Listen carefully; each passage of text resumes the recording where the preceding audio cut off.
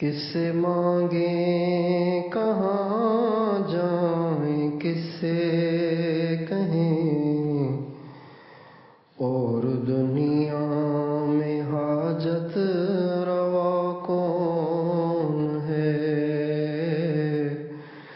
سب کا داتا ہے تو، سب کو دیتا۔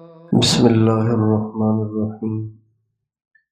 ان الحمد للہ نحمده ونستعینه ونستغفره، من يهده اللہ فلا مضل له ومن يضلله فلا هادی له، واشهد ان لا الہ الا اللہ وحدہ لا شریک له، واشهد ان سیدنا ونبینا وحبیبنا وشفیعنا وقرۃ اعیننا محمدا عبدہ ورسولہ صلی اللہ تبارک و تعالی علیہ وعلی آلہ واصحابہ وازواجہ وذریتہ وبارک وسلم تسلیما کثیرا، اما بعد فاعوذ باللہ من الشیطان الرجیم، بسم اللہ الرحمن الرحیم۔ کنتم خیر امۃ خرجت للناس تأمرون بالمعروف وتنہون عن المنکر وتؤمنون باللہ۔ وقال النبی صلی اللہ علیہ وسلم الراحمون یرحمہم الرحمن ارحموا اہل الارض یرحمکم من فی السماء۔ سبحان ربک رب العزت عما یصفون وسلام علی المرسلین والحمد للہ رب العالمین۔ اللہم صلی علی سیدنا محمد وعلی آل سیدنا محمد وبارک وسلم۔ اللہ تعالیٰ نے اپنے بندوں کی کامیابی کے لیے ان کو اپنا دین دیا ہے۔ جس طرح بچے کی زندگی کو خوشگوار بنانے کے لیے باپ کماتا ہے، ان کے لیے جائیدادیں چھوڑتے ہیں، زمینیں چھوڑتے ہیں، پراپرٹیاں چھوڑتے ہیں تاکہ ہمارے بچے اچھی زندگی گزاریں۔ اللہ تعالیٰ نے اپنے بندوں کو کامیاب کرنے کے لیے اپنا دین دیا ہے۔ یہ دین صرف جنت بننے کا ذریعہ نہیں ہے، دنیا بھی اسی سے بنتی ہے۔ جس کی زندگی میں دین ہوگا اس کی دنیا بھی اچھی ہوگی، جس کی زندگی میں دین نہیں ہوگا اس کی دنیا آخرت تو اس کی خراب ہوگی ہی، اس کی دنیا بھی خراب ہوگی۔ اللہ تعالیٰ نے قرآن مجید میں بہت قوموں کے واقعات سنائے ہیں، افراد کے بھی واقعات سنائے ہیں، اور ان کی بربادی کی پوری داستان سنائی ہے، اور یہ بھی بتایا ہے یہ سب برباد ہوئے اپنے گناہوں کی وجہ سے۔ وَكُلًّا أَخَذْنَا بِذَنبِهِ، سب کو ہم نے پکڑا ان کے گناہوں کی وجہ سے۔ أَلَمْ تَرَ كَيْفَ فَعَلَ رَبُّكَ بِعَادٍ إِرَمَ ذَاتِ الْعِمَادِ الَّتِي لَمْ يُخْلَقْ مِثْلُهَا فِي الْبِلَادِ وَثَمُودَ الَّذِينَ جَابُوا الصَّخْرَ بِالْوَادِ وفرعون ذی الاوتاد الذین طغوا فی البلاد فاکثروا فیہا الفساد فصب علیہم ربک صوت عذاب۔ اللہ تعالیٰ فرماتے ہیں اے میرے نبی، آپ نے دیکھا نہیں کیا حشر ہوا عاد کا، سمود کا، ارم کا، فرعون کا؟ یہ سب کے سب وہ تھے جنہوں نے زمین میں فساد مچایا۔ یہ وہ تھے الذین طغوا فی البلاد، یہ سرکش ہو گئے تھے اور انہوں نے پھر فساد بہت مچایا، یعنی بہت برائیاں شروع کر دیں۔ فصب علیہم ربک صوت عذاب، جب انہوں نے فساد بہت زیادہ مچایا تو پھر اللہ نے ان پہ اپنا کوڑا برسایا، اور یہ سب کے سب باوجود طاقت کے، بادشاہت کے، فوجوں کے، سب کچھ کے ہوتے ہوئے یہ برباد ہوئے۔ اللہ تعالیٰ دین سے صرف آخرت نہیں بناتے، دنیا بھی بناتے ہیں۔ جب انسان نیک بن جاتا ہے، اللہ والا بن جاتا ہے، اس کی زندگی میں دین آ جاتا ہے، اس کی زندگی حرام سے پاک ہو جاتی ہے، تو اللہ تعالیٰ اس کا کفیل ہو جاتا ہے، اس کا مددگار ہو جاتا ہے، اس کا محافظ ہو جاتا ہے۔ اللہ تعالیٰ اس کا محافظ ہو جاتا ہے۔ اللہ تعالیٰ فرماتے ہیں ان اللہ یدافع عن الذین آمنوا، اللہ تعالیٰ فرماتے ہیں ایمان والوں کا محافظ میں ہوں، ایمان والوں کا محافظ، یعنی اگر کوئی دشمن ان کو تنگ کرے گا تو اس کی طرف سے میں لڑوں گا، ان سے، اس کی طرف سے ان سے میں لڑوں گا، اس کو لڑنے کی ضرورت نہیں پڑے گی۔ اور یہ فرماتے ہیں اللہ ولی الذین آمنوا، اللہ ایمان والوں کا دوست ہے، اللہ ایمان والوں کا مددگار ہے، اللہ ایمان والوں کا وارث ہے، اللہ ایمان والوں کا نگہبان ہے۔ اور یہ جگہ فرماتے ہیں واللہ ولی المؤمنین، اللہ ایمان والوں کا وارث ہے، نگہبان ہے، ان کا آقا ہے، ان کا مولا ہے، ان کا مددگار ہے۔ ذالک بأن اللہ مولی الذین آمنوا وأن الکافرین لا مولا لہم، کافروں کا کوئی مولا نہیں، ایمان والوں کا مولا اللہ ہے۔ یہ قرآن ہے سارا۔ من عمل صالحا من ذکر او انثی وهو مؤمن فلنحینہ حیاۃ طیبہ ولنجزینہم اجرہم بأحسن ما كانوا یعملون، جو مرد جو عورتیں ایمان والے ہوں اور ان کے اعمال اچھے ہوں تو میں ضرور اور ضرور اور ضرور ان کی دنیا بھی اچھی کر دوں گا اور ان کو آخرت میں بھی بدلہ دوں گا۔ تو اللہ تعالیٰ دین پر چلنے سے صرف جنت نہیں بناتے، دنیا بھی بناتے ہیں۔ اور دین پر چلنے سے کیا مراد؟ دین پر چلنے سے مراد یہ ہے کہ زندگی میں جہاں جہاں اللہ پاک کا جو حکم ہو اس کو پورا کرتا جائے، مشکل ہو تب بھی، آسان ہو تب بھی، لوگ واہ واہ کہیں تو بھی، لوگ لان تان کریں تو بھی، اس کو کہتے ہیں دین۔ کوئی کام ایسا نہ ہو جس سے اللہ ناراض ہوتا ہے۔ جب بندہ زمین پہ رہتے ہوئے وہ کام کرتا ہے جس سے اللہ نے منع کیا ہے تو اللہ بہت ناراض ہوتے ہیں اس سے، اللہ تعالیٰ بہت ناراض ہوتے ہیں اس سے۔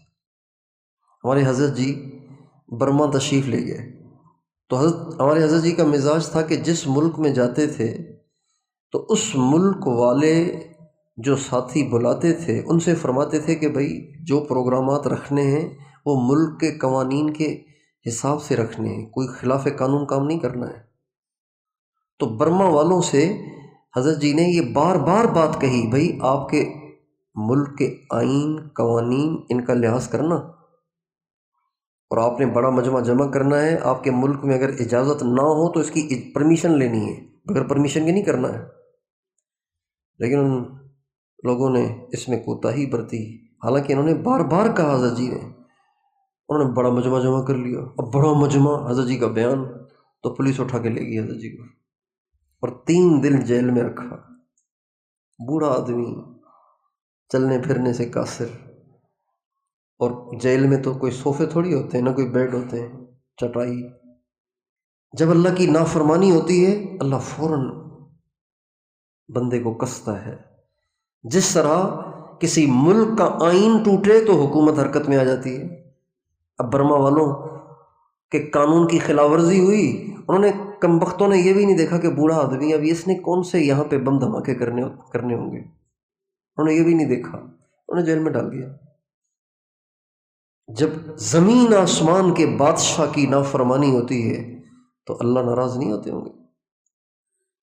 حضرت ابو ذر غفاری سے ہمارے نبی نے فرمایا وَإِيَّاكَ وَالْمَعْصِيَةَ، ابو ذر نافرمانی سے بچنا، فَإِنَّ بِهَا يَنزِلُ سَخَطُ اللَّهِ، اس لیے کہ اللہ کی جب نافرمانی ہوتی ہے تو اللہ کا غضب اترتا ہے۔ جب ایک آدمی جھوٹ بولتا ہے تو اللہ کا غضب اترتا ہے۔ جب ایک آدمی کسی کی غیبت کر رہا ہوتا ہے اللہ کا غضب اترتا ہے، نظر نہیں آتا ہے، اترتا ہے۔ اور یہ جو مسائل زندگی کے کمی نہیں ہوتے، پریشانیاں کمی نہیں ہوتی ہیں، مشکلات ختم ہی نہیں ہوتی ہیں، اس کی وجہ یہ ہوتی ہے۔ لیکن چونکہ نظر نہیں آتی ہیں یہاں سے، اس لیے ہم سمجھتے ہیں کہ یہ تو اس وجہ سے ہوا، یہ تو اس وجہ سے ہوا۔ نہیں، اس وجہ سے ہوا ہے، نافرمانی کی وجہ سے ہوا ہے۔ نبی کریم صلی اللہ علیہ وسلم، وضاحت کے لیے ایک قصہ سناتا ہوں۔ نبی کریم صلی اللہ علیہ وسلم نے کو معلوم ہوا کہ کفار ایک لشکر بنا کر بدر کا انتقام لینے ہم سے آ رہے ہیں مکے سے۔ تو اب بدر کا واقعہ ایسے ہوا تھا کہ کوئی پری پلاننگ نہیں ہوا تھا، کسی منصوبے کے تحت نہیں ہوا تھا، اچانک ہو گیا تھا۔ اس لیے سارے صحابہ جا بھی نہیں سکے، جو حضور کو راستے میں ملتا گیا وہ ساتھ ہوتا گیا، 313 چلے گئے، حالانکہ صحابہ تو بہت تھے۔ اب یہ پہلی جنگ تھی مسلمانوں کی کافروں کی، غزوہ بدر میں 14 شہید ہوئے اور ان کے 70 بڑے بڑے سرغنے مارے گئے۔ تو جو صحابہ نہیں جا سکے تھے کہتے تو وہ بہت پریشان تھے کہ یار کاش کہ ہم بھی ہوتے، ہم بھی اللہ کے راستے میں لڑتے، ہم بھی اللہ کے راستے میں جہاد کرتے۔ اب تک تو ماریں ہی کھائی ہیں ساری زندگی، یہی موقع تھا کفار سے لڑنے کا، ہم تو تھے نہیں، اب کہ اگر موقع مل گیا تو ہم اگلی پچھلی کسر نکالیں گے، یہ ان کے ذہن میں تھا۔ اب جب یہ آ گیا نا موقع غزوہ احد کا، تو آپ علیہ السلام نے فرمایا کہ کفار ایک لشکر بنا کے آ رہے ہیں، تو بولو کیا کرنا چاہیے۔ آپ علیہ السلام نے فرمایا کہ میرا خیال ہے کہ ہمیں مدینے میں رہنا چاہیے، اگر وہ آئیں تو ہم یہیں پھر دیکھیں گے کیا کرنا ہے، آگے نہیں جانا چاہیے۔ لیکن جو صحابہ نہیں جا سکے تھے بدر میں، انہوں نے کہا نہیں حضور چلیں آگے، کچھ ہمیں بھی کرنے دیں، کچھ ہمیں بھی جوہر دکھانے دیں۔ اتنا اصرار کیا کہ آپ صلی اللہ علیہ وسلم خاموش ہو گئے۔ پھر فرمایا ٹھیک ہے، اگر تمہارا اصرار ہے تو ہم آگے بڑھتے ہیں۔ چنانچہ آپ علیہ السلام اٹھے اور گھر گئے اور 2 زرہیں پہن کے آئے، لوہے کی ٹوپی پہن کے آئے، تلوار لے کے آ گئے اور باہر تشریف لائے۔ جب باہر آئے، جب آپ گھر کے اندر گئے، صحابہ کو احساس ہوا یار غلط کیا ہم نے، اتنا اصرار نہیں کرنا چاہیے، اور نبی کے ساتھ جب آپ فرما رہے تھے تو ہمیں ہاں میں ہاں ملانی چاہیے تھی، غلط کیا۔ جب آپ باہر تشریف لائے، صحابہ نے کہا حضور بس یہیں ٹھیک ہے، وہاں نہیں چلتے، بس ہم معافی چاہتے ہیں۔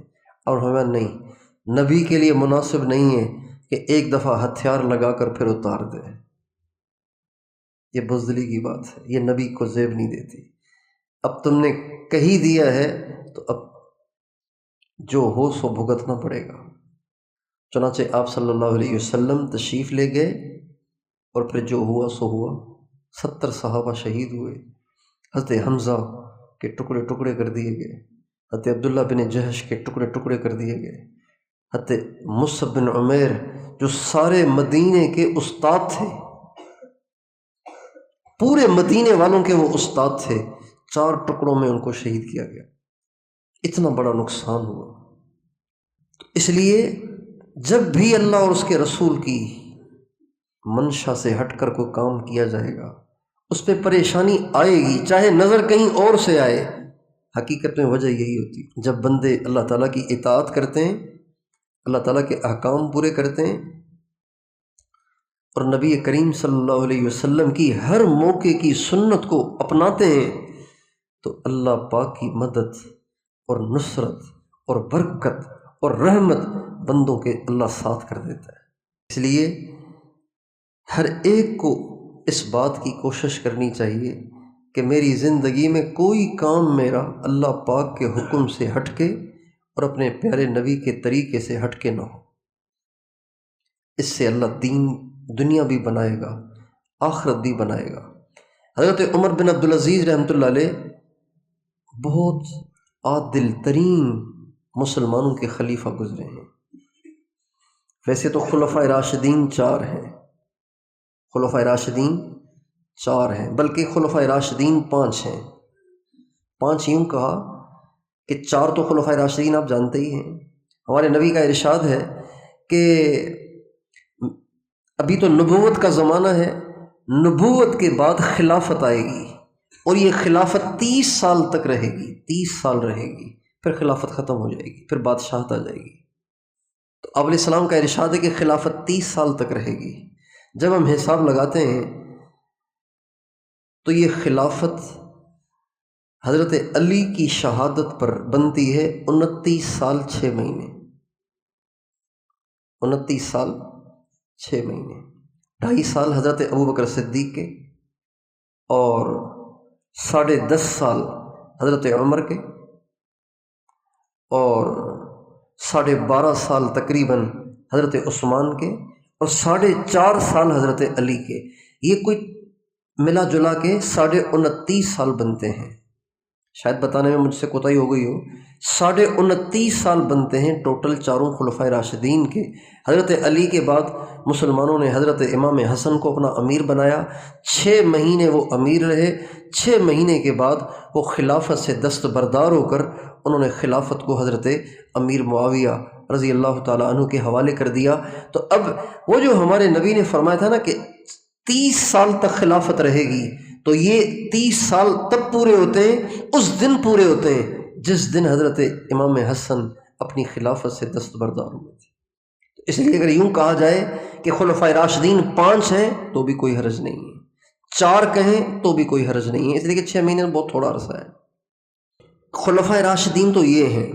حضرت عمر بن عبدالعزیز تو بہت بعد میں آئے ہیں، بہت بعد میں آئے ہیں، لیکن انہوں نے ایسے عدل اور انصاف کے ساتھ ملک چلایا کہ کہنے والے اس کہنے پہ مجبور ہو گئے کہ خلفائے راشدین میں ان کو بھی شامل کرنا چاہیے، کیونکہ انہوں نے جو ملک چلایا ہے، اسلامی سلطنت چلائی ہے، بالکل خلفائے راشدین کے طرز پر، ایک پیسہ انہوں نے اس سے نہیں کمایا۔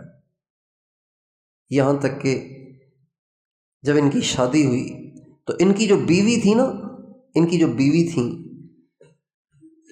وہ بادشاہوں کے بیچ میں پلی تھیں، بیٹی بھی بادشاہ کی تھی، بہن بھی بادشاہ کی تھی، اور اب بیوی بھی بادشاہ کی بن گئی۔ بادشاہ بادشاہ بادشاہ ان کے بیچ میں یہ تو بڑا سونا تھا ان کے پاس، بڑا ہیرے جواہرات تھے ان کے پاس۔ جب حضرت عمر رضی اللہ تعالیٰ عنہ، حضرت عمر بن عبدالعزیز رحمۃ اللہ علیہ جب امیر بنائے گئے تو یہ امیر بننا نہیں چاہتے تھے، یہ امیر بننا نہیں چاہتے تھے۔ ان سے پہلے سلیمان بن عبد الملک، یہ بنو امیہ کا بادشاہ تھا۔ سلیمان بن عبد الملک کا جو بیٹا اس کے بعد بادشاہ بننا تھا وہ بہت چھوٹا تھا، اس لیے اب پریشان تھے کہ کیا ہونا چاہیے۔ اب 2 کزن تھے، اب ان میں سے کسی ایک کو بنانا ہے۔ ان میں سے ایک یہ تھے، ایک ہشام بن عبد الملک تھے۔ تو سلیمان بن عبد الملک کا جو مشیر تھا اس کا نام تھا رجا بن حیوہ۔ اس نے سلیمان بن عبد الملک سے کہا کیا پروگرام ہے، کس کو خلیفہ بنانا ہے، کہ تمہاری کیا رائے ہے؟ تو کہنے لگے میری رائے یہ ہے کہ خلیفہ ایسے کو بنا کے جاؤ کہ تمہاری جتنی کوتاہیاں ہیں اس کی تلافی ہو جائے، آخرت بن جائے۔ کہنے لگے پھر کیا کرنا چاہیے؟ کہ عمر کو بنا دو، نمبر تو نہیں بنتا اس کا، اس کو بنا دو، تمہاری کوتاہیوں کا کفارہ ہو جائے گا۔ کہ بالکل ٹھیک ہے۔ چنانچہ جب مجلس قائم کی گئی، ابھی سلیمان بن عبد الملک زندہ تھا، اس نے پرچی لکھی اور اس کو بند کیا اور رجا بن حیوہ کے حوالے کیا اور کہا میری زندگی میں سب سے اس پر بیعت لو۔ چنانچہ وہ ممبر پہ کھڑا ہوا تو ہشام بن عبد الملک آیا رجا بن حیوہ کے پاس، کہ پرچی میں کس کا نام ہے؟ کہ اعلان ممبر پہ ہو جائے گا، ابھی نہیں بتا سکتا۔ کہ میرا نام نہ ہو تو لکھ دو، مہربانی کرو۔ پھر عمر بن عبدالعزیز آئے، کہ امیر کون بنے گا؟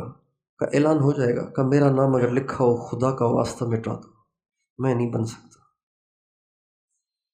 چنانچہ جب ممبر پہ اعلان کیا گیا کہ امیر المومنین عمر بن عبدالعزیز کو بنایا گیا ہے، تو حضرت عمر بن عبدالعزیز گر گئے، خوف سے گر گئے۔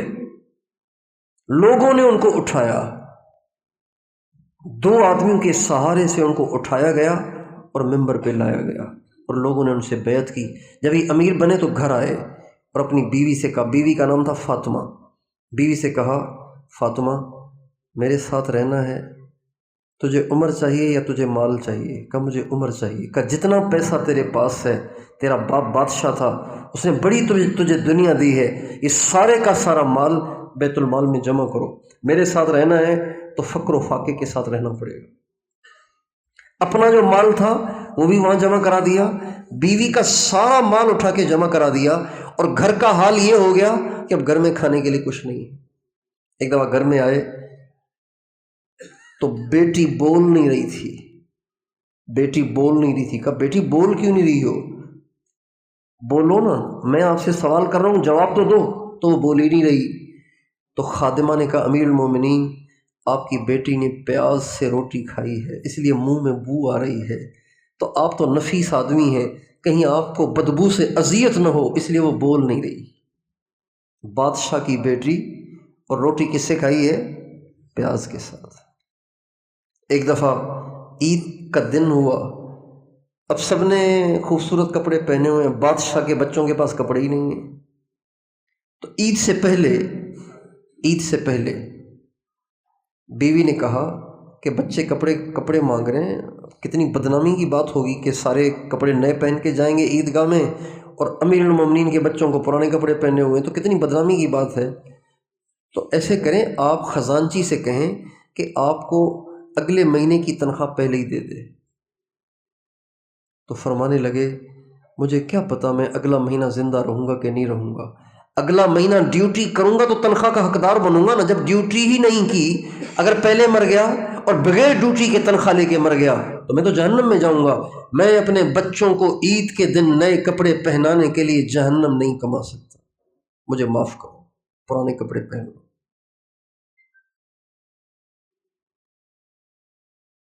जब इंतकाल, फिर इनको जहर दिया गया था, उम्र छोटी थी, बड़ी उम्र नहीं थी, जहर दिया गया इनको। कि जितने ऐसे लोग उम्मत में पैदा होते हैं जिनसे उम्मत को बहुत फ़ायदा होता है, इस्लाम को बहुत फ़ायदा होता है, कभी भी वो गुमराहों से हज़म नहीं होते, उनको ख़त्म करने की हमेशा कोशिशें रहती हैं। हज़रत इमाम हसन को भी जहर दिया गया, हज़रत उमर बिन अब्दुल अजीज़ को भी जहर दिया गया। तो लेटे हुए थे, उठ नहीं सकते थे। मोहम्मद बिन मसलमा इनका कज़न था, वो आया और कहा उमर तुमने अपने बच्चों के साथ बड़ी ज़्यादती की है। कहा कैसे? कहा तुम मर रहे हो और तुम्हारे 12 बेटे हैं, 12 बेटे, और तुम पीछे छोड़ के जा रहे हो चंद दिरहम, चंद रुपए। अब चंद रुपयों से 12 बेटों का क्या काम बनेगा? क्या छोड़ के जा रहे हो तुम उनके लिए? कहा ये तुम कह रहे हो कि बच्चे कह रहे हैं? कहा ये मैं कह रहा हूँ। कहा फिर? कहा तुम मुझसे पैसे ले लो, अपने बच्चों में बांट दो। हज़रत उमर बिन अब्दुल अजीज़ फरमाने लगे ये पैसे जो तुम्हारे पास है ना, ये भी अवाम का खून है जो तुम लोगों ने चूसा है, ये कर्जा है तुम पर, इसको अदा करो, जिनका हक है।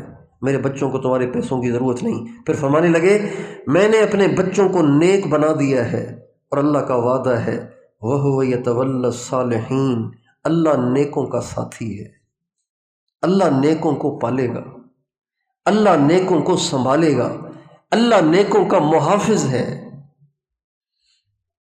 फिर फरमाया कहीं मेरे बच्चों के दिल में भी मेरी तरफ से ये खटका ना हो, मेरे बच्चों को भी जमा करो। चुनाचे बच्चों को जमा किया गया। तो फरमाने लगे मुझे उठा के बिठाओ। उठा के बिठाया गया, सहारे से बैठे, बात कर नहीं पा रहे थे। अपने बच्चों से फरमाया बच्चों तुम भी सोचते होगे कि बाप 2 साल सारी दुनिया का बादशाह रहा, हमारे लिए तो इसने कुछ भी नहीं किया। तुम सोचते होगे, तुम्हारे दिल में भी शायद ये वसवसा आए, तो मैं मरने से पहले पहले उस वसवसे की सफाई करना चाहता हूँ। बात यह है कि अगर मैं कौमी ख़जाने से, सरकारी ख़जाने से पैसे जमा करता और तुम्हें खिलाता तो तुम तो मज़े करते, लेकिन तुम्हारा बाप दोज़ख में जाता और मैं दोज़ख बर्दाश्त नहीं कर सकता। इसलिए मैंने तुम्हें एक एक एक रत्ती बराबर भी हराम नहीं खिलाया, मैंने तुम्हें हलाल खिलाया है, मैंने तुम्हें नेक बनाने की पूरी कोशिश की है। अब अगर तुम नेक बने तो अल्लाह तुम्हें संभालेगा, और अगर तुम नेक न रहे तो मुझे भी तुम्हारी कोई परवाह नहीं। चुनाचे तारीख ने ये मंजर भी देखा कि मोहम्मद बिन मसलमा جو حضرت عمر بن عبدالعزیز کے بچوں کا مستقبل روشن کرنے کے لیے لاکھوں روپیوں کی پیشکش کرتا رہا، حضرت عمر بن عبدالعزیز کو اس کے بچے شاہی مسجد کے دروازے پہ بھیک مانگتے تھے، اور عمر بن عبدالعزیز کے بچے جب میدان جہاد میں نکلنے کی آواز لگتی تو مجاہدین کے لیے سینکڑوں گھوڑے اور جانور سامان سے لدے ہوئے اللہ کے راستے میں صدقہ کیا کرتے تھے۔ اللہ ولی الذین آمنوا واللہ ولی المؤمنین۔ اللہ دین پر چلنے سے صرف جنت نہیں بناتا، دنیا بھی بناتا ہے۔ ہم پورے دین پہ نہیں چلتے نا، اس لیے کہتے ہیں یار نماز پڑھتے ہوئے اتنا عرصہ ہو گیا، دعا کرتے ہوئے اتنا عرصہ ہو گیا، ہوتا تو کچھ بھی نہیں۔ تو پورے نہیں چل رہے نا، پورے پہ چلے نا۔ کہیں نہ کہیں ہم ڈنڈی مارتے ہیں، کہیں نہ کہیں ڈنڈی مارتے ہیں۔ اب لوٹے کو نلکے کے نیچے رکھا ہوا ہے، ہینڈ پمپ کے نیچے بھر رہے ہیں، بھر ہی نہیں رہا، حالانکہ پانی اتنا اچھا آ رہا ہے۔ بھیا آپ نے اتنے سوراخ کیے ہوئے تو کیسے آئے گا پانی سے؟ نمازیں پڑھ رہے ہیں تو ساتھ ساتھ بدتمیزیاں بھی کر رہے ہیں، نماز پڑھ رہے ہیں تو ساتھ ساتھ اوروں کی دل آزاریاں بھی کر رہے ہیں، اور چلو دل آزاری بھی نہیں کر رہے، نمازیں بھی پڑھ رہے ہیں تو سرکاری ملازم ڈیوٹیاں پوری نہیں کر رہے، ٹائم 8 بجے جانے کا جا رہے ہیں 10 بجے، اور تنخواہ پوری لے رہے ہیں، حرام کھا رہے ہیں نا، بچوں کو بھی حرام کھلا رہے ہیں۔ پورے دین پہ چلنے سے مدد آتی ہے۔ یا ایھا الذین آمنوا ادخلوا فی السلم کافہ، اے ایمان والو پورے دین میں داخل ہو جاؤ، یعنی کہ آدھے اندر آدھے باہر، ایسے نہیں، پورے دین میں داخل ہو جاؤ۔ دین بڑی نعمت ہے، اور بات یہ ہے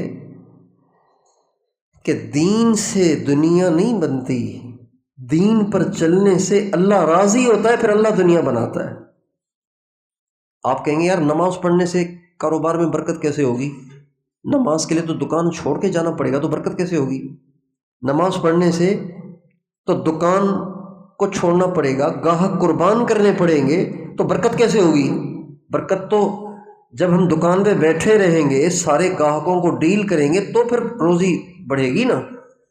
تو بات یہ ہے کہ نماز پڑھنے سے روزی میں برکت نہیں ہوتی، بلکہ نماز پڑھنے سے اللہ راضی ہوتا ہے۔ جب اللہ راضی ہوتا ہے تو برکتیں دیتا ہے۔ وَإِنِّي إِذَا أُطِعْتُ رَضِيتُ، جب میرے بندے میری مانتے ہیں میں راضی ہوتا ہوں۔ وَإِذَا رَضِيتُ بَارَكْتُ، جب میں راضی ہوتا ہوں تو برکتیں دیتا ہوں۔ وَلَيْسَ لِبَرَكَتِي نِهَايَةٌ، جب میں برکتیں دیتا ہوں تو پھر میری برکتوں کی کوئی انتہا نہیں ہوتی، اتنی برکتیں دیتا ہوں۔ وَلَوْ أَنَّ أَهْلَ الْقُرَىٰ آمَنُوا وَاتَّقَوْا لَفَتَحْنَا عَلَيْهِمْ بَرَكَاتٍ مِّنَ السَّمَاءِ وَالْأَرْضِ، اگر دنیا میں رہنے والے، بستیوں شہروں میں رہنے والے دو کام کریں، مومن بن جائیں اور متقی بن جائیں، مسلمان بھی ہوں متقی بھی ہوں، نام کے مسلمان نہ ہوں، متقی بھی ساتھ ہوں، اگر یہ دو کام کر لیں تو میں برکتوں کے دروازے کھول دوں گا۔ کیا مطلب؟ یعنی جن خزانوں میں برکتیں بھری ہوئی ہیں ان خزانوں کے دروازے کھول دوں گا اور کہوں گا لو یہ ساری برکتیں تمہارے لیے، دہانے کھول دوں گا۔ جب دروازے کھل جائیں تو پھر تھوڑی برکت تو نہیں آئے گی نا، پھر دہانے آئیں گے۔ حضرت انس بن مالک رضی اللہ تعالیٰ عنہ فرماتے ہیں کہ نبی کریم صلی اللہ علیہ وسلم کی میں خدمت کرتا تھا تو آپ علیہ السلام نے میرے لیے دعا فرما دی، اے اللہ اس کو برکتیں عطا فرما۔ اللہ کے نبی نے دعا کی، یا اللہ انس کو برکتیں عطا فرما۔ تو کہتے ہیں اس برکت کا نتیجہ، اس دعا کا نتیجہ یہ ہے کہ میری عمر 100 سے اوپر ہے لیکن دان سب سلامت ہیں، نظر بالکل ٹھیک ہے، اور 120 اپنی نسل کے بچے تو میں نے دفن کیے ہیں، جو بھی زندہ ہیں وہ اس کے علاوہ ہیں۔ کتنے بچے ہیں؟ برکت۔ اور کہتے ہیں سارے لوگوں کی فصل، سارے لوگوں کے باغات سال میں ایک دفعہ پھل دیتے ہیں، ایک ہی دفعہ پھل دیتے ہیں نا، باغوں میں پھل کتنی دفعہ آتا ہے؟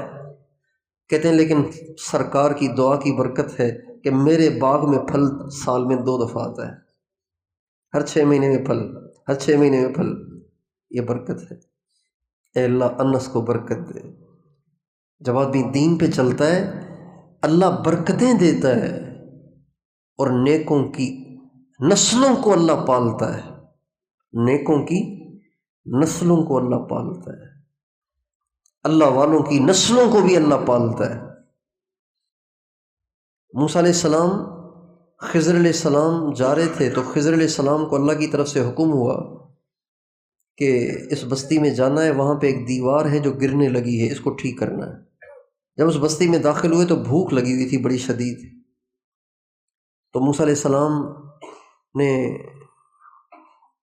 اور خضر علیہ السلام نے بستی والوں سے کہا بھئی ہم مسافر ہیں، بھوکے ہیں، ہمیں کھانا کھلاؤ۔ ان کا نہیں، کھانا نہیں کھلاتے ہم، ایسے بخیل اور کنجوس کہ مسافروں کو کھانا بھی نہیں کھلایا۔ اسی بستی میں وہ دیوار تھی جو گرنے لگی تھی۔ موسیٰ علیہ السلام سے حضرت خضر علیہ السلام نے کہا آؤ ذرا اس دیوار کو ہم ٹھیک کریں۔ چنانچہ دونوں بزرگوں نے لگ کر اس دیوار کو ٹھیک کیا، وہ دیوار ماشاءاللہ مضبوط ہو گئی۔ تو موسیٰ علیہ السلام نے خضر علیہ السلام سے کہا کہ حضرت بھوک بھی لگی ہوئی ہے، آپ نے بھوک میں مزدوری بھی کروائی ہے، انہوں نے بھی کھانا نہیں کھلایا، اب جن کی مزدوری کی ہے کم از کم ان سے تھوڑی سی اجرت ہی لے لو یار، تاکہ ہم کچھ کھانا تو کھائیں، جیب میں بھی کچھ نہیں ہے، آپ بھی کچھ نہیں کھلا رہے، یہ بھی کچھ نہیں کھلا رہے، آپ ان سے کچھ مانگ بھی نہیں رہے، تو آپ ان سے کچھ کہیں تو صحیح نا، لو اتخذت علیہ اجرا، آپ ان سے کچھ مانگیں تو صحیح نا، کام کیا ہم نے۔ تو خضر علیہ السلام فرمانے لگے اما الجدار فکان لغلامین یتیمین فی المدینۃ وکان تحتہ کنز لہما وکان ابوہما صالحا، یہ جو دیوار میں نے ٹھیک کی ہے نا، یہ میں نے کسی انسان کے کہنے پہ نہیں کی، اللہ کے کہنے پہ کی ہے۔ اللہ نے مجھے کہا اس دیوار کو ٹھیک کرو، اور اس دیوار کی کیا خصوصیت تھی؟ اس دیوار کی خصوصیت یہ تھی کہ اس دیوار کے نیچے ایک خزانہ ہے جو ایک باپ اپنے بچوں کے لیے چھوڑ کے گیا ہے۔ اللہ یہ چاہتا ہے کہ یہ خزانہ اس کے بچوں کو ملے تاکہ اس کے بچے بعد میں محتاج نہ رہیں، اور اس کے باپ کا ایسا کون سا کارنامہ تھا کہ اس کے مرنے کے بعد بھی اللہ اس کے بچوں کو سنبھالنے کے لیے، اس کے بچوں کے خزانے کی حفاظت کے لیے دو نبیوں کو بھیج رہے ہیں۔ تو خضر علیہ السلام فرمانے لگے وَكَانَ أَبُوهُمَا صَالِحًا، ان دونوں بچوں کا باپ بڑا نیک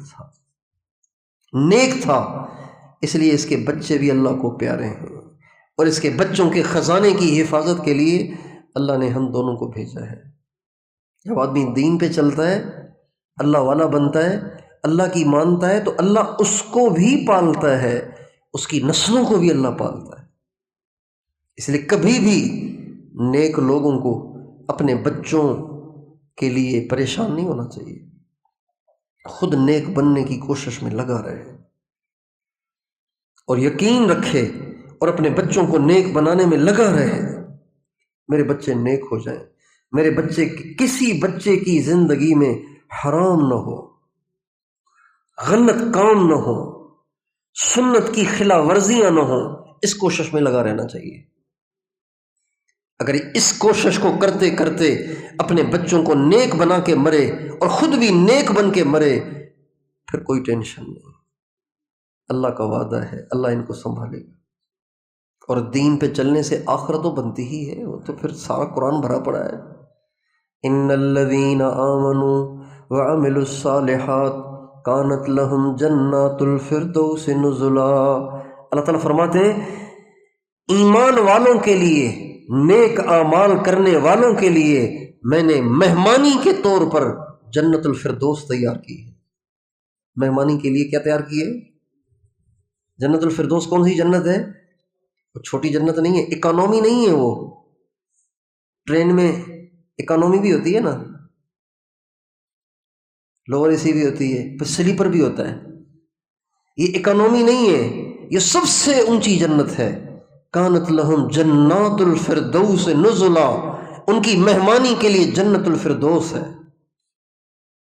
اور جنت الفردوس کیا ہے؟ جنت الفردوس وہ ہے جس کے دائیں بائیں آگے پیچھے آپ کے انبیاء کے گھر ہوں گے۔ آپ جنت الفردوس میں رہنے والوں کے پڑوس میں کون رہیں گے؟ انبیاء کا پڑوس ملے گا۔ کسی کے محلے میں کوئی بزرگ رہتے ہوں، فخر سے بتاتے ہیں اللہ کا شکر ہے فلاں مولانا صاحب ہمارے محلے کے ہیں، فلاں بزرگ صاحب ہمارے محلے میں رہتے ہیں۔ کیا کہنے ان نیک بختوں کے جن کے پڑوس میں انبیاء ہوں گے، کبھی وہ فخر سے کہیں گے میں آدم علیہ السلام کا پڑوسی ہوں، کوئی کہے گا میں نوح علیہ السلام کا پڑوسی ہوں، کوئی کہے گا میں ابراہیم علیہ السلام، میرے بالکل پڑوس میں رہتے ہیں، ہماری ہوتی رہتی ملاقات، نماز میں آتے ہیں، کہتے ہیں نا ہم ان کے محلے کے، ہم نماز پہ آتے رہتے ہیں، ملتے رہتے ہیں ان سے، اچھا آپ تو بڑے خوش قسمت ہیں یار، ان بزرگوں کو ہم تو دیکھنے کو ترستے ہیں، آپ ہر نماز میں دیکھتے ہیں ان کو، ابراہیم علیہ السلام سے ملاقات ہوتی رہتی ہے ہماری۔ کوئی کہے گا میں عیسیٰ علیہ السلام کے پڑوس میں رہتا ہوں، اور کوئی کہے گا کہ میں محمد کا پڑوسی ہوں علیہ الصلوۃ والسلام۔ اللہ کرے ہم وہ ہوں، اللہ ہمیں ان کا پڑوس دے۔ میں سرکار دو عالم کا پڑوسی ہوں، میں محمد مصطفیٰ کا پڑوسی ہوں۔ ہوتی رہتی زیارت، آس پاس ہی رہتے ہیں۔ ان الذین آمنوا وعملوا الصالحات کانت لہم جنات الفردوس نزلا خالدین فیہا لا یبغون عنہا حولا۔ اور یہ جنت الفردوس جو ملے گی نا ان کو، اللہ والوں کو، یہ چند دن کے لیے نہیں، ہمیشہ کے لیے، کبھی نہیں نکلیں گے وہاں سے۔ کبھی کبھی ہم ایسی سواری میں سفر کرتے ہیں نا، اچھی اچھی سواریوں میں، جیسے سلیپر ہو گیا، لوور اے سی ہو گیا، یا ہوائی جہاز میں کوئی اچھی سیٹیں ہو گئیں، جب سفر ختم ہونے لگتا ہے تو سوچتے ہیں یار بہت جلدی سفر ختم ہو گیا، بڑے مزے سے بیٹھے تھے یہاں پہ، تو پتہ ہی نہیں چلا۔ اور اکانومی میں ہو، اور گرمی بھی ہو، اور پھر فرید ایکسپریس ہو، اور پھر مٹی ہی مٹی ہو، کہتے ہیں پتہ نہیں کب ختم ہوگا یار، تنگی آ گئے اس گاڑی میں۔ تو عوامی ایکسپریس ہو، خیبر میں میل ہو، پانی نہیں، بجلی بھی نہیں، تو تنگ آ جاتے ہیں۔ لیکن لوور اے سی میں ہو، سلیپر میں ہو، کہتے ہیں پتہ ہی نہیں چلا ٹائم کا۔ اللہ تعالیٰ فرماتے ہیں ان الذین آمنوا وعملوا الصالحات کانت لہم جنات الفردوس نزلا۔ تو شاید ایمان والے کے دل میں آئے ہے تو بہت بڑھیا جگہ، لیکن پتہ نہیں کتنے وقت کے لیے ملے گی، تو اللہ کہتے ہیں گھبراؤ نہیں، خالدین فیہا، ہمیشہ کے لیے، کبھی نہیں نکالے جاؤ گے وہاں سے۔ خالدین فیہا ابدا، خالدین فیہا لا یبغون عنہا حولا، ان کا خود ہی دل نہیں کرے گا کہیں جانے کو، یہ دین پہ ملے گا۔ یہ وزارتیں، شزارتیں، پیسے، دولت، مال، نوکریاں، یہ یونیورسٹی، وہ کالج، یہ اور وہ، پتہ نہیں، یہ سب بھائیوں بکواسات ہیں، کچھ بھی نہیں، یہ سب کچرا ہے، اس کی کوئی حیثیت نہیں۔ یہ ٹشو پیپر ہے، ضرورت کے لیے لو، پیشاب سکھاؤ پھر پھینک دو، ٹشو پیپر ہے، ہاتھ پونچھو پھر پھینک دو۔ اب بات چھڑی ہے تو میں عرض کر دوں، بہت سے لوگ کھانے کے بعد ٹشو سے ہاتھ پونچھتے ہیں، یہ خلاف سنت ہے۔ کھانے کے بعد ٹشو سے ہاتھ صاف نہیں کیے جاتے، کھانے کے بعد ہاتھ دھوئے جاتے ہیں، کھانے کے بعد ہاتھ صاف نہیں کیے جاتے، ٹشو سے ہاتھ دھوئے جاتے ہیں، یہ سنت ہے۔ ہمارے نبی کا ارشاد ہے برکت الطعام الوضوء قبلہ والوضوء بعدہ، اب علیہ السلام کا ارشاد ہے، ترمذی شریف کی حدیث ہے، کھانے میں برکت آ جائے گی، کھانے سے پہلے ہاتھ دو، کھانے کے بعد ہاتھ دو، ہاتھ بھی دو، کلی بھی کرو، یہ دونوں باتیں سنت ہیں۔ وضو کہتے ہیں، ایک وضو ہے نماز والا، ایک وضو ہے کھانے والا۔ کھانے والا وضو وہ ہے کہ جس میں صرف ہاتھ دھونا اور کلی کرنا، یہ بھی وضو ہے، عربی میں اس کو بھی وضو کہتے ہیں، وہ ہے نماز والا وضو۔ دنیا ٹشو ہے، پیشاب سکھاؤ پھینک دو، مٹی کا ڈھیلا ہے، استنجا کرو پھر پھینک دو۔ اما عائشہ رضی اللہ تعالیٰ عنہ کے پاس حضرت امیر معاویہ رضی اللہ تعالیٰ عنہ نے 80,000 درہم بھیجے۔ کتنے درہم؟ اب حساب کتاب کریں گے تو یہاں حساب کتاب والے سارے کمزور ہیں، پھر دیر لگ جاتی ہے۔ یہ بنیں گے کروڑوں، لاکھوں نہیں بنیں گے، کتنے بنیں گے؟ کروڑوں بنیں گے۔ 80,000 درہم، 4.25 درہم کا 1 تولہ چاندی، 25,000 تولے چاندی یہ بھیجی۔ حضرت اماں عائشہ نے اپنی خادمہ سے کہا تقسیم کرنا شروع کرو، کرتے کرتے کرتے کرتے صبح سے شام تک سارے تقسیم ہو گئے۔ جب سارے ہی تقسیم ہو گئے تو خادمہ آئی اور کہا امی جان آپ نے سارے ہی تقسیم کر دیے، آپ کا بھی روزہ ہے، میرا بھی روزہ ہے، اگر آپ کچھ پیسے مجھے بھی دے دیتی تو میں آج گوشت نہ پکا لیتی کہ افطاری میں ہم گوشت کھا لیتے۔ تو فرمانے لگیں اب یاد دلانے کا کیا فائدہ، پہلے یاد دلاتی نا۔ ٹشو ہے ٹشو، یہ دل میں بسانے کی چیز نہیں ہے، یہ ضرورت کے لیے استعمال کی چیز ہے۔ جس کے پیسے کو اللہ مردود کر دیتا ہے اس کے پیسے کو اللہ تعمیرات میں خرچ کروا دیتا ہے۔ آپ علیہ السلام کا ارشاد ہے سب سے بہترین پیسہ وہ جو اہل و عیال پہ خرچ ہو، سب سے بدترین پیسہ وہ جو اینٹ اور پتھروں پہ خرچ ہو۔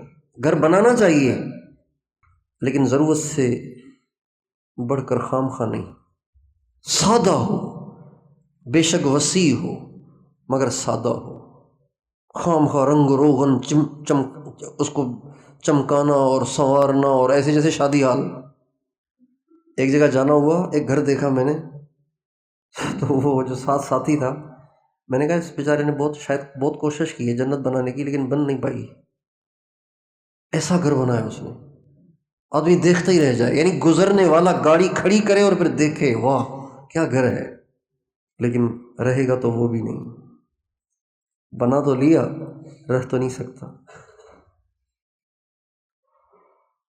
اجل نے نہ کسرا ہی چھوڑا نہ دارا، اسی سے سکندر صفات بہارا، ہر ایک لے کے کیا کیا نہ حسرت سے دھارا، پڑا رہ گیا سب یوں ہی ٹھاٹھ سارا، جگہ جی لگانے کی دنیا نہیں ہے، یہ عبرت کی جا ہے تماشا نہیں ہے، ملے خاک میں اہل شاں کیسے کیسے، مکیں ہو گئے لا مکاں کیسے کیسے۔ مکین اسے کہتے ہیں جو کسی بہت عالی شان جگہ میں رہتا ہو، اس کو مکین کہتے ہیں مکین لا مکان ہو گئے، اب ان کے پاس کوئی جگہ ہی نہیں، مٹی میں پڑے ہوئے۔ مکین ہو گئے لا مکان کیسے کیسے، زمین کھا گئی آسمان کیسے کیسے، آسمان جیسے بلند اور بالا لوگ، زمین ان کو بھی کھا گئی۔ دین اہم ہے، دنیا اہم نہیں ہے۔ آج امت مسلمہ اس بات کو سمجھ نہیں رہی، دوڑے جا رہے ہیں دوڑے جا رہے ہیں دوڑے جا رہے ہیں، بھاگے جا رہے ہیں، کہاں جا رہے ہیں؟ دنیا۔ اور دین 1 گھنٹے کا بیان ہوتا ہے، پھر مطالبہ ہوتا ہے بولو بھائی 3 دن کے لیے کون تیار ہے؟ کوئی بھی نہیں۔ اذان ہو رہی ہے، اسپیکر آ گئے، ہر گھر میں آواز پہنچتی، ہر کان سنتا ہے، نماز پہ نہیں آتے، کیوں؟ لگے ہوئے ہیں دنیا میں، لگے ہوئے ہیں دنیا میں۔ دین اہم ہے، دنیا اہم نہیں ہے، یہ بات ہمیں سمجھنی ہے، بچے بچے کو سمجھانی ہے۔ اگر آپ نے اپنے بچوں کو یہ نہ سمجھایا، اپنی عورتوں کو یہ نہ سمجھایا، تو یہ سب دنیا کے عاشق بن جائیں گے، دنیا کے دیوانے ہو جائیں گے، اور پھر آپ کو حرام کمانے پہ مجبور کریں گے، آپ کو اوروں کے سامنے ہاتھ پھیلانے پہ مجبور کریں گے، آپ کو بیکاری بنائیں گے۔ ابو چاہیے چاہیے چاہیے، بیوی کہے گی چاہیے چاہیے چاہیے، اس پر آپ کو بھیک مانگنی پڑے گی، یا چوریاں کرنی پڑیں گی، یا حرام کھانا پڑے گا، یا سود پہ کاروبار کرنے پڑیں گے، یا کوئی نہ کوئی حرام کاری کرنی پڑے گی، اس لیے کہ آپ نے ان کو سمجھایا ہی نہیں کہ دین اہم ہے، دنیا اہم نہیں ہے۔ جو باپ اپنے بچوں کو نمازی بنا کے مر رہا ہے، ان کو قرآن سکھا کے مر رہا ہے، ان کو تقویٰ سکھا کے مر رہا ہے، وہ ان کو غریب چھوڑ کے نہیں جا رہا، وہ بہت مالدار ہیں۔ غریب وہ چھوڑ کے جا رہا ہے جو جائیدادیں تو دے کر جا رہا ہے، لیکن ان کو اتحیات بھی نہیں آتی، ان کو دعائے قنوت بھی نہیں آتی، ان کو نماز بھی نہیں آتی، آتی ہے تو پڑھتے نہیں ہیں، حرام کرتے ہیں، تاش کھیلتے ہیں، جوئے کھیلتے ہیں، شرابیں پیتے ہیں، لڑکیوں سے یاریاں لگاتے ہیں، ننگی فلمیں دیکھتے ہیں، ایسا چھوڑ کے گیا ہے، یہ غریب چھوڑ کے گیا ہے۔ ایک مثال ہے، ایک آدمی بے روزگار ہے، مکان بھی کرائے کا ہے، مکان بھی کرائے کا ہے، اور گھر میں کبھی چائے پکتی ہے کبھی نہیں پکتی، کبھی کھانا بنتا ہے کبھی نہیں بنتا، کپڑے بھی پھٹے پرانے ہیں۔ بتائیے غریب ہے امیر ہے؟ بولیے، غریب ہے نا۔ اچھا، اس کا ایک دوست ہے، وہ بہت پیسے والا ہے، اس نے کہا بھی میں جا رہا ہوں کراچی، میری دعوت ہے، تمہیں میرے ساتھ چلو، میں اکیلا ہوں، ذرا گپ شپ لگا لیں گے۔ ابھی اس کے ساتھ 1 کروڑ کی گاڑی میں بیٹھ گیا۔ کتنے کی گاڑی ہے؟ 1 کروڑ کی گاڑی میں بیٹھ گیا، مکان کرائے کا ہے، گھر میں فاقہ ہے، کپڑے پھٹے ہوئے ہیں، لیکن بیٹھا ہوا کون سی گاڑی میں ہے؟ کیا 1 کروڑ کی گاڑی میں بیٹھنے سے یہ مالدار ہو گیا؟ بولیے کیوں؟ اس لیے کہ یہ گاڑی یہاں سے کراچی جائے گی، کراچی سے آ کے یہاں چھوڑے گی، یہ وہی پرانا گھر کرائے کا، یہ تو وہی کا وہی ہوگا۔ عارضی وقت کے لیے، تھوڑے سے وقت کے لیے اگر 1 کروڑ کی گاڑی میں بیٹھنے سے کوئی مالدار نہیں بنتا تو دنیا کی 4 دن کی زندگی میں بنگلے میں رہنے، جائیدادوں اور زمینوں کا مالک بن جانے سے بھی کوئی مالدار نہیں بنتا۔ وہ بھی وقتی تھا، یہ بھی وقتی ہے، وہ گاڑی کی سواری بھی وقتی تھی، یہ بنگلہ اور یہ زمینیں اور جائیدادیں اور پراپرٹیاں اور یہ عہدے اور وزارتیں شزارتیں، یہ بھی ساری وقتی ہیں۔ اس سے تھوڑی مالدار ہوتا ہے۔ مالدار کس سے ہوتا ہے؟ اگر اپنی چیز ہو۔ اپنی چیز کیا ہے؟ نماز اپنی ہے، اس سے جنت ملے گی۔ ایمان اپنا ہے، اس سے جنت ملے گی، اور جنت واقعی بہت بڑی چیز ہے، وہ تو ہمیشہ رہے گی۔ یہ مالدار ہے، وہ غریب ہے، اس لیے کہ اس کے پاس ہے تو صحیح بہت سارا، جو اپنے بچوں کے لیے کروڑوں چھوڑ کے مرا، لیکن دین نہیں سکھایا، دیندار نہیں بنایا، نیک نہیں بنایا، تو ابھی ان کو غریب چھوڑ کے مرا ہے۔ کیوں؟ اس لیے کہ جو چھوڑ کے مرا ہے وہ تو ان کے پاس وقتی ہے، ہمیشہ تو رہے گا نہیں۔ بچے کو یہ بات سمجھائیں، اللہ سے مانگیں اس کو، یا نا یہ اتنی آسان سی بات ہے، مجھے کیوں سمجھ میں نہیں آ رہی؟ آسان سی بات ہے نا۔ دین اہم ہے، دنیا بے قیمت ہے۔ سب بتائیں، دین اور دنیا، اس کو اتنا کہیں کہ یہ دل میں آ جائے۔ دین اہم ہے، دنیا بے قیمت ہے، 4 دن کی چاندنی ہے، پھر اندھیری رات ہے۔ ایک شعر مجھے یاد آ رہا ہے، جو چمن سے گزرے تو اے صبا، تو یہ کہنا بلبل زار سے، ہے خزاں کے دن تیرے سامنے، نہ لگانا دل تو بہار سے۔ ایک آدمی، ٹھنڈی ہوا صبح صبح چلتی ہے نا، اس کو صبا کہتے ہیں، تو ساری دنیا میں چلتی ہے، تو سمجھنے والے سمجھتے ہیں کہ جو یہاں چلی ہے یہ وہاں بھی جا کے چلے گی، اب یہ وہاں جائے گی، اب یہ وہاں جائے گی۔ اسی وجہ سے لوگ اس ہوا کو مدینے کا بھی پیغام دیتے ہیں۔ نسیمہ جانب بطحا گزر کن، ز احوالم محمد را خبر کن۔ یہ حضرت مولانا عبد الرحمن جامی رحمۃ اللہ علیہ، ان کی کتاب ہم مدرسے میں پڑھتے ہیں، شرح جامی۔ ہرات میں افغانستان میں ان کی قبر ہے۔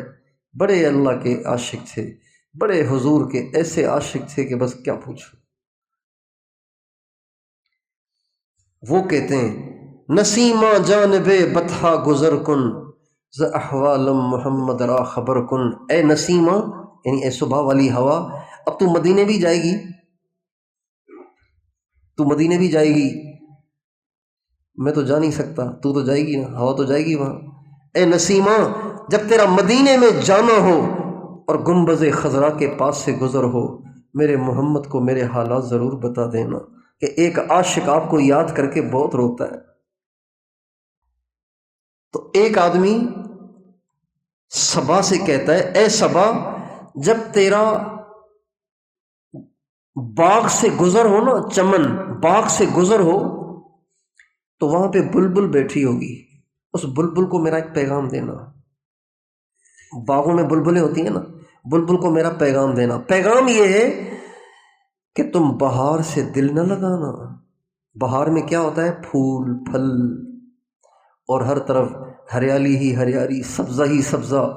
تو اے بلبل، اس باغ میں جو اس وقت بہار آئی ہوئی ہے، ہر طرف پھول اور پتے اور ہریالہ تمہیں نظر آ رہا ہے، اس سے دل نہ لگا بیٹھنا، اس لیے کہ عنقریب خزاں بھی آنے والی ہے، پھر تو بہت اداس ہوگی، پریشان ہوگی، روئے گی پھر۔ اس لیے بہار سے دل نہ لگاؤ، اس لیے کہ اس کے بعد خزاں ضرور آتی ہے۔ جو چمن سے گزرے تو اے صبا، تو یہ کہنا بلبل زار سے، ہیں خزاں کے دن تیرے سامنے، نہ لگانا دل تو بہار سے۔ یہ 4 دن کی بہار ہے، پھر خزاں ہے، اور موت بتا کے نہیں آتی، پوچھ کے نہیں آتی۔ موت کے کوائف نہیں ہیں، بوڑھا ہوا ہے کہ نہیں ہوا، نہیں ہوا چھوڑ دو، بیمار ہوا ہے کہ نہیں ہوا، نہیں ہوا چھوڑ دو، ہو جائے پھر آئیں گے، ایسے نہیں ہوتا۔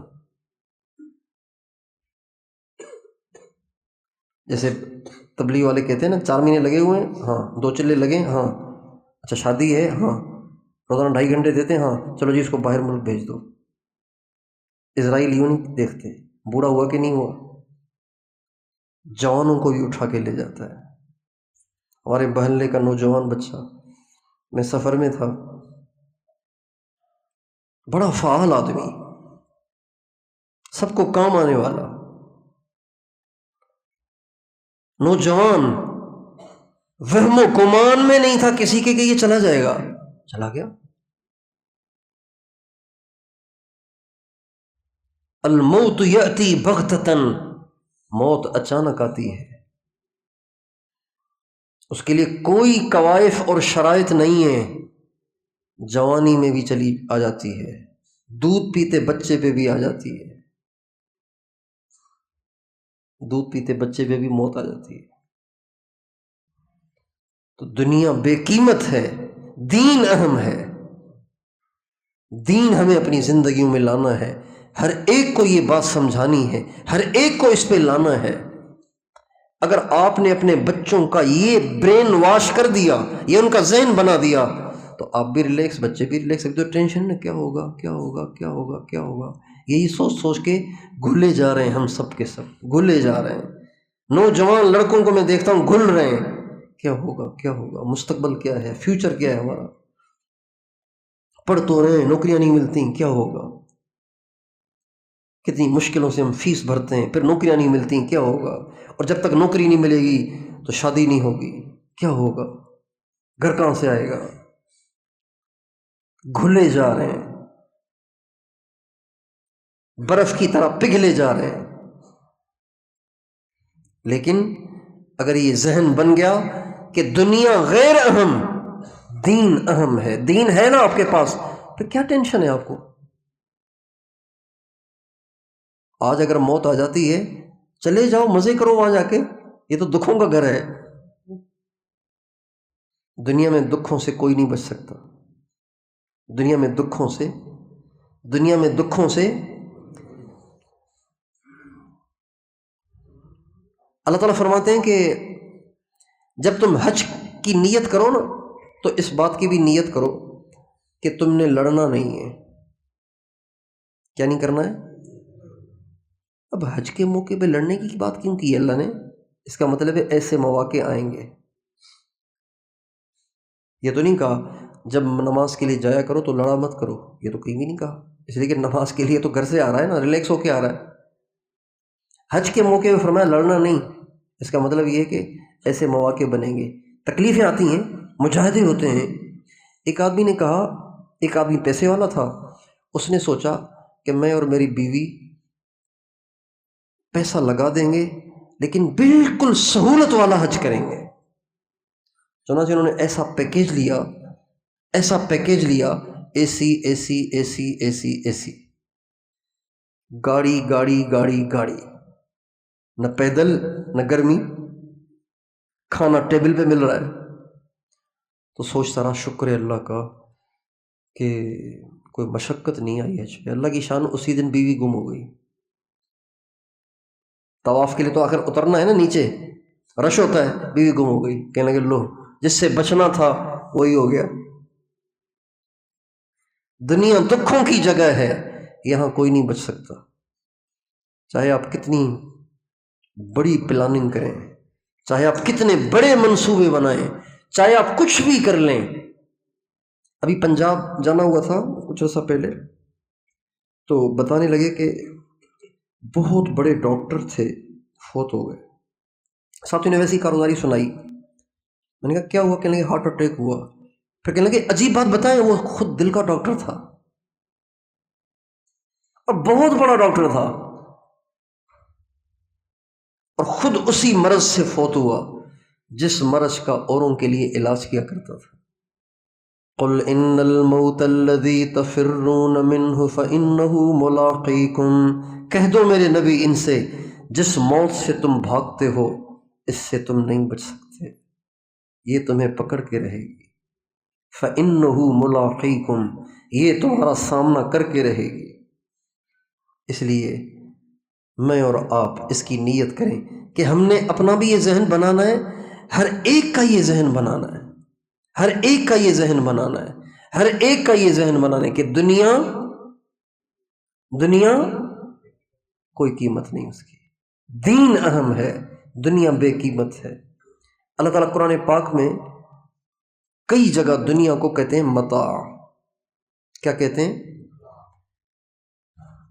ترجمے میں تو بزرگوں نے اس کا ترجمہ لکھا ہے عارضی سامان، عارضی سامان۔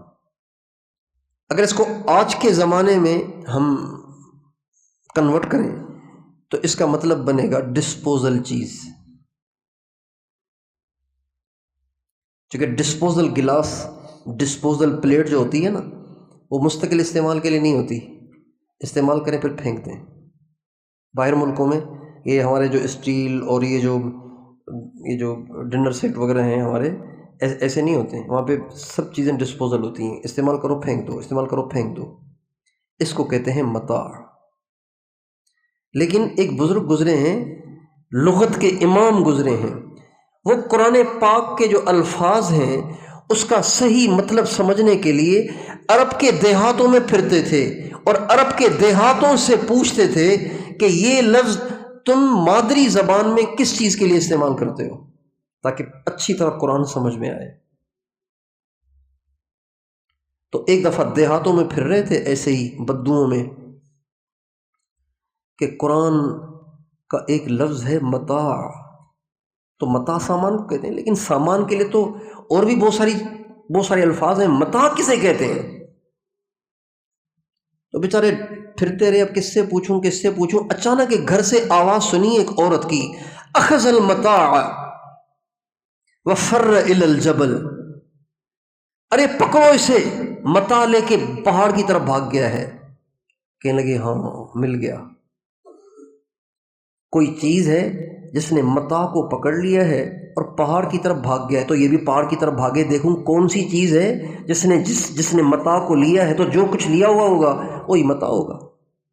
چنانچہ وہ پہاڑ کی طرف بھاگا تو دیکھا ایک کتا ہے، اس کے منہ میں ایک گندا کپڑا ہے، وہ گندا کپڑا جس سے عورتیں برتن دھوتی ہیں، جو کالا ہو جاتا ہے، میلا ہو جاتا ہے، اس میں گھی، چکناہٹ اور اس میں میل کچیل اور بدبو ہو جاتی ہے۔ تو وہ بدو عورت کہہ رہی تھی اخذ المتاع اخذ المتاع، وہ متاع لے کے بھاگ گیا۔ جب امام اصمعی وہاں پہنچے تو دیکھا کہ کتے کے منہ میں تو وہ کپڑا تھا۔ تو اس دن یہ بات کھلی کہ اللہ تعالیٰ جو فرماتے ہیں وَمَا الْحَيَاةُ الدُّنْيَا فِي الْآخِرَةِ إِلَّا مَتَاعٌ، نہیں ہے دنیا کی زندگی مگر متاع، یہ ہے متاع۔ اب یہ جو کپڑا ہے کوئی جیب میں لیے پھرے گا؟ تو کندھے پہ رکھ کے چلے گا؟ بھئی برتن دھونے اس وقت کر لو استعمال، کندھے پہ تو نہیں رکھیں گے نا سر پہ ڈالیں گے. دنیا بے قیمت ہے، دین اہم ہے. اس کو اتنا کہیں، ہر ایک کو سمجھائیں، ہر ایک کے اندر میں اتار دیں اس کو. جب یہ یقین آئے گا تو اللہ تعالیٰ دین پہ چلنا آسان کر دیں گے، اور زندگی میں سکون بھی آ جائے گا. اور پھر دین کے لیے آدمی کوشش محنت کرے گا. ابھی تو یہ چیز ذہن میں ہے نہیں، لہٰذا دل میں ہے نہیں، لہٰذا دنیا کی قیمت بیٹھی ہوئی ہے، لہٰذا دنیا کے لیے پاگل ہوئے پھر رہے ہیں، دنیا کے لیے محنت کر رہے ہیں، کوشش کر رہے ہیں، سب کچھ لگا رہے ہیں، دین کے لیے کچھ بھی نہیں کرتے. کبھی آپ نے کسی دکاندار سے سنا کہ جی کوئی مجھے وظیفہ بتاؤ، دکان پہ جایا نہیں جاتا؟ کبھی سنا ہے جی کوئی وظیفہ بتاؤ، دفتر میں نا مجھے جانے کو دل ہی نہیں کرتا، بالکل جایا ہی نہیں جاتا دکان کی طرف، دفتر کی طرف؟ کبھی سنا آپ نے کسی سے؟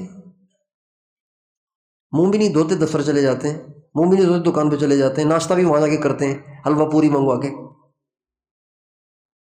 اور نماز کے لیے آپ کو بہت ملیں گے. کوئی وظیفہ بتائیں، نماز پڑھی نہیں جاتی، بہت ملیں گے آپ کو. ہمارے سالکین شکایت کرتے ہیں کہ جی کوئی عمل بتائیں، کوئی توجہ ڈالیں، اعمال نہیں ہوتے. بھائی اعمال ہوتے تھوڑی ہیں، کرنے پڑتے ہیں.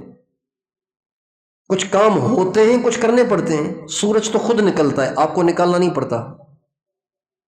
یہ تو نہیں کہ آپ سارے کے سارے رسیاں لے کے نکلیں گے اور گلے میں ڈالیں گے، سورج کے کھینچ کے گھسیٹ کے باہر لائیں گے اس کو، وہ تو خود ہی نکلے گا.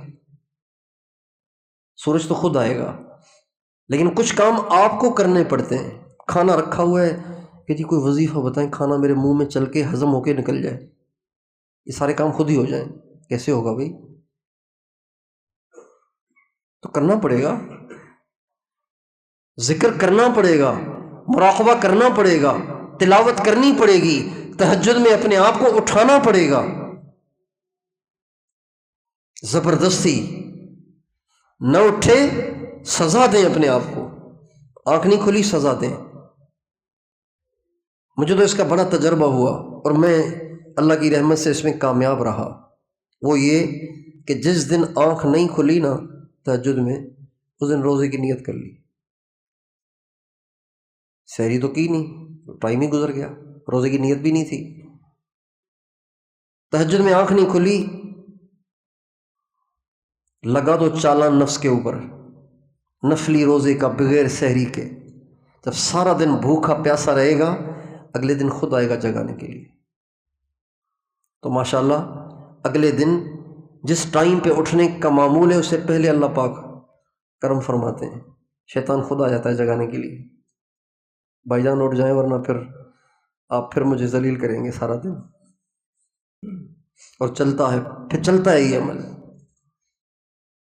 اس لیے دین کی اہمیت اللہ ہمیں نصیب فرما دے. دنیا کی محبت نے ہمیں نکما کر دیا، دنیا کی محبت نے ہمیں کہیں کا نہیں چھوڑا. کسی کی طرف زیادہ رجحان آدمی کو نکما بنا دیتا ہے، کسی کی طرف زیادہ رجحان آدمی کو نکما بنا دیتا ہے. ایک لطیفہ یاد آ گیا، سنو. ایک لڑکا پڑھتا تھا اسکول میں، تو بڑی مستیاں کرتا تھا. آج کل کچھ سیریس سا رہنے لگ گیا. تو ٹیچر نے پوچھا، بیٹا کیا بات ہے، بدلے سے لگ رہے ہو؟ کہا جی وہ بات پکی ہو گئی ہے، کہیں بات پکی ہو گئی ہے. کہا اچھا، اب یہ پڑھائی کا رہا نہیں، اب یہ پڑھائی کا نہیں رہا، پڑھ نہیں سکے گا. کچھ دن کے بعد اور زیادہ سیریس ہو گیا. کہاں بھائی کیا بات ہے، بدلے سے لگ رہے ہیں آپ؟ کہا جی شادی ہو گئی. تو کہنے لگے کہ اب تو یہ ماں باپ کا بھی نہیں رہا. کچھ عرصے کے بعد اور زیادہ سیریس ہو گیا. کہاں بھائی؟ کہا اللہ نے بچہ دیا ہے. کہا اب یہ اپنا بھی نہیں رہا. کسی چیز کی طرف زیادہ رجحان انسان کو نکما بنا دیتا ہے۔ دنیا کی محبت نے ہمیں نکما کر دیا۔ دنیا کی محبت نے نہ نماز کا چھوڑا، نہ ذکر کا چھوڑا، نہ دعوت کا چھوڑا، نہ تبلیغ کا چھوڑا، نہ تہجد کا چھوڑا، نہ ہمیں اپنے نبی کی سنت کا چھوڑا، نہ ہمیں جنت کے شوق کا چھوڑا۔ ہر چیز سے ہم محروم ہو کے رہ گئے، اس دنیا کی محبت میں گرفتار ہو گئے۔ اس لیے اس کو ہم نکالنے کی کوشش کریں اور ہر ایک کو یہ بات سمجھائیں، اپنے سارے گھر میں اس کا ماحول بنائیں۔ گھر کے بچے بچے کے دل میں پیسے کی نہیں، اللہ کے حکم کی اہمیت ہو، مال کی نہیں، اللہ کے حکم کی اہمیت ہو، جائیدادوں کی نہیں، پیارے نبی کی ایک ایک سنت کی اہمیت ہو۔ بچے کے شوز گم ہو جائیں تو پریشان ہوتا ہے، جماعت نکل جائے تو پریشان نہیں ہوتا۔ ماں باپ کو سوچنا چاہیے کہ آپ کے بچے کے دل میں اللہ کے نبی کی سنت کی قیمت شوز جتنی بھی نہیں ہے، تو آپ کو سوچنا چاہیے کہ آپ کا بچہ ایمان مومن تو نہیں رہا، پھر اب یہ مسلمان ہے، مومن نہیں رہا اب یہ۔ اللہ تعالیٰ سے دعا ہے کہ اللہ تعالیٰ ہم سب کو اپنے دین کی اہمیت اور عظمت عطا فرمائے، اور دنیا کی محبت سے ہم سب کو چھٹکارا عطا فرمائے۔ وآخر دعوانا ان الحمد للہ رب العالمین۔